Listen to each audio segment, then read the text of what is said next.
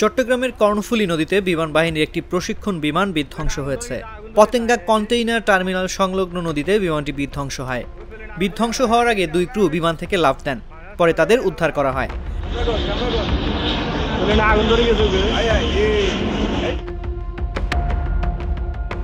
বৃহস্পতিবার সকাল 10:20 থেকে 10:25 মধ্যে এ দুর্ঘটনা ঘটে। পতেঙ্গা থানার ভারপ্রাপ্ত কর্মকর্তা কবিরুল ইসলাম জাগো নিউজকে বলেন, বিমান বাহিনীর একটি প্রশিক্ষণ বিমান যান্ত্রিক ত্রুটির কারণে আকাশেই আগুন ধরে যায়। এটি বিধ্বংস হয়ে কর্ণফুলী নদীর বিভিন্ন স্থানে পড়ে। তিনি বলেন, ঘটনাস্থলে বিমান বাহিনী, পুলিশ ও সরকারি বিভিন্ন সংস্থার লোকজন রয়েছেন। তারা বিমানটি উদ্ধারে কাজ করছেন।